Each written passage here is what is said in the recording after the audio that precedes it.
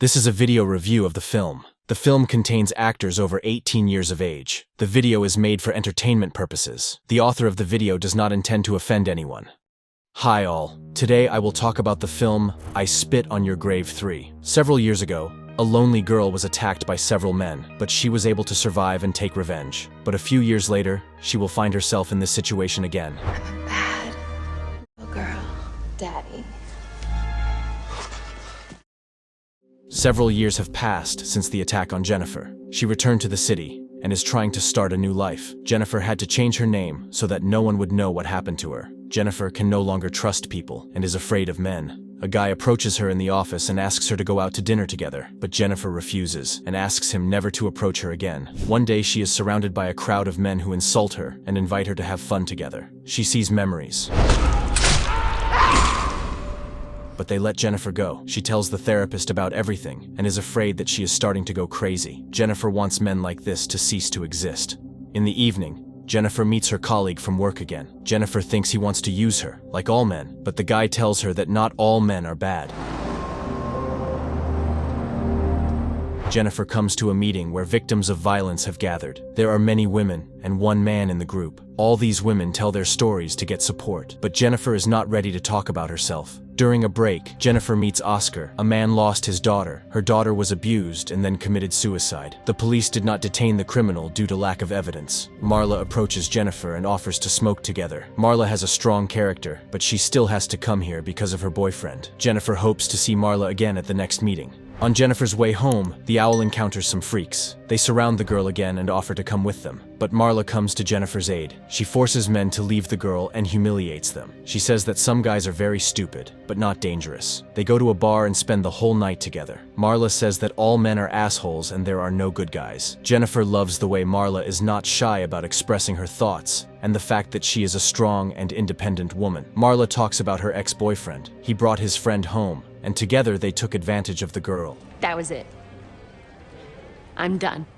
A week later, Jennifer comes to the meeting again. A young girl talks about her terrible stepfather. He forces you to carry out all his terrible orders. The girl's mother does not believe her daughter. Jennifer is shocked that no one can help this girl. Marla says that this world is rotten and women must live with monsters and become slaves. This happens because the police are inactive and are not going to protect them. The way some of them want it. A drunk man says that his wife likes it when he bosses her around. At night, the girls watch this man and attack from behind. Marla scares the man and runs away. The next day, Jennifer and Marla go to a hardware store to buy some tools. The girls are having fun until one guy walks past them. Jennifer the owl sees the memory and imagines killing this guy, but holds back. Jennifer tells the psychiatrist that she has found a friend.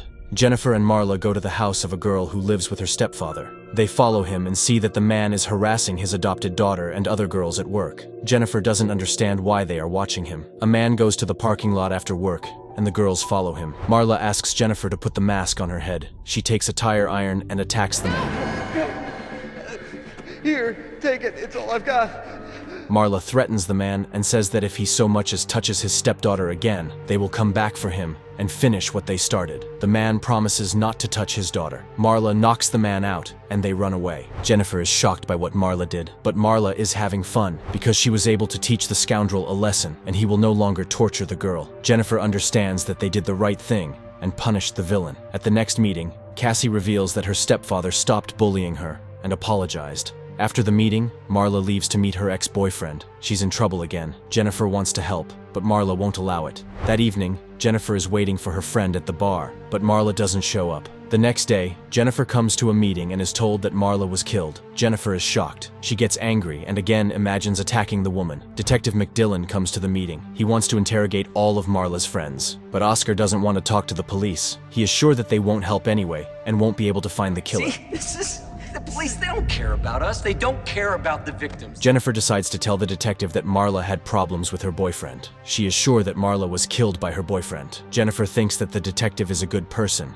and he can help find the criminal. The detective offers to talk privately in a restaurant. Jennifer talks about Marla and says that she was a strong woman. The detective promises to find the killer. In the evening, Jennifer meets the bullies again. She imagines killing them and tells the therapist about it. Jennifer feels very sorry for Marla, because she was a strong woman who wanted justice. Soon, Jennifer meets with the detective and learns that the police released Marla's boyfriend. They couldn't prove that he committed a crime. Jennifer is very angry with the detective and says that Oscar was right. The police don't care about people. Jennifer comes home and breaks dishes in anger. She decides to get justice herself.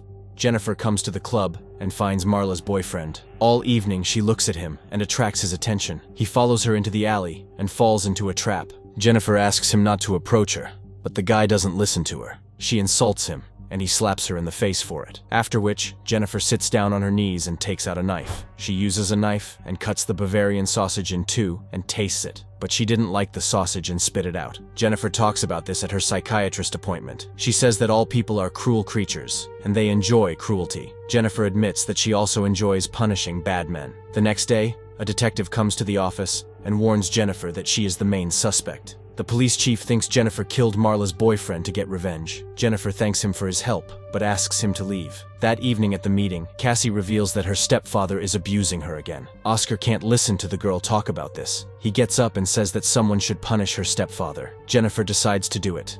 All day, Jennifer prepares for her revenge. In the evening, she asks the man to help her get home. She then lures him into a trap and invites him to have a good time together. But the man made a big mistake. Jennifer knocks him out and ties him to a chair. She takes the pipe and says that she warned him earlier. The man begs not to do this. He asks to let him go, but she clogs the pipe with a sledgehammer. The next day, the police detain Oscar and accuse him of killing Cassie's stepfather. Jennifer understands that because of her, an innocent person may suffer. She tells the detective that Oscar is a good person and could not kill a person. A day later, Oscar is released and Jennifer meets with him to talk. A man tells the story of his daughter. When a man did this to his daughter, Oscar forced her to go to the police. But in court, the criminal was found innocent, and they said that the girl herself was to blame for what happened. Oscar hopes that one day justice will prevail. Jennifer decides to help him. She finds her new victim and stalks, but the man turns out to be very strong and Jennifer cannot cope with him. She wounds him, but the man continues to resist. He takes off Jennifer's pants. The detective comes to the rescue in time and shoots the man. To the police, Jennifer says that she just got lost and he attacked her, but the woman officer doesn't believe it. She knows who Jennifer is. She says that she has been investigating the murder of 5 men for a long time. She says that she knows that Jennifer is guilty and will do everything to ensure that justice overtakes her. But at that moment, Oscar comes to the police station. He cut his hands and confessed to all 3 murders before he died. Oscar guessed that Jennifer was the mysterious avenger. The police allow Jennifer to leave, but now she is under constant surveillance. Jennifer goes to see a psychiatrist again because no one can protect her except herself. In the evening, Jennifer puts on a red dress and goes hunting. First, she meets with a guy colleague. She invites him to have fun together, but he refuses and says that he likes her, but he doesn't want to do anything with her. Jennifer pulls out a knife and the guy drives off. Then she finds a man who insulted her. She offers him the same thing as the previous guy, but he doesn't want to. Not immediately, but he agrees to spend time with her. But Jennifer takes out a knife and attacks. Detective McDillon asks Jennifer to let the man go and put the knife away, but Jennifer raises her hands and says that he should get what he deserves. Jennifer is again at a psychiatrist's appointment, but she is wearing a prison uniform. The psychiatrist says that Jennifer will soon be released from prison, but she must behave adequately. Jennifer understands this and leaves the office. At this moment on, she is attacked by 2 female prisoners. Jennifer copes with them and uses a shiv. The psychiatrist comes out of the office, and Jennifer accidentally kills her too. But Jennifer just made it all up. And this is where the film ends. Write your opinion about this in the comments. Like the video and subscribe to the channel. Click on the bell to be the first to watch new videos.